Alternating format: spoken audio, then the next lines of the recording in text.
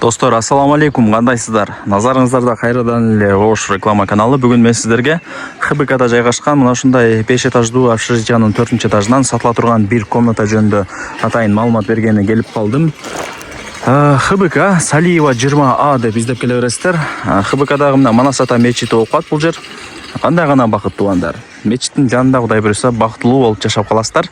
ХБКны билесиздер. Мектеп, садик, бала бакча, маршруттук каттам ошончо. Салиева 20А 5 этаж общежитие. Ортоңку подъездге кирип 4-кабатка чыгасыздар. Достор, сатыла турган бир комнатага дагы келип калдым. 4-этажга чыгасыздар. Дом өзү 5 этаждуу. Чыксаңыздар мына ак эшикти көрөсүздөр. Бул жер секциянын эшиги.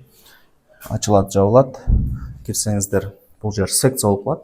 Ар бир секцияда 4 эле комната болот. Демек 4 комнатанын бирөөсү сатка чыгып аткан кези. Ушул комната сатылат экен. Биринчи көргөзүп берейин.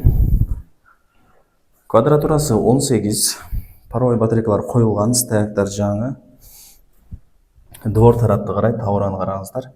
Кечеги жамгырдан кийин сон болуп ачылып калыптыр погода. 18 квадрат метр. Өйдөдө да бир этаж бар.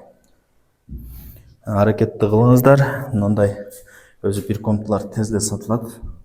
Жүрсөңүздөр жүрө бересиздер ойлонуп. Антан аракетти кылып алып коюш керек. Отоплениясы центральный. Батарейкалар коюлган, стояктар жаңыланган. Көрдүңүздөрбү? Этажы дагы жакшы. 5тин 4 болуп калат да. 18 квадрат метр. Эми жүрүңүздөр, кухняларын дагы бир сыйра көргөзөйүн. Бул жагы ушу кухня болот. Раковина.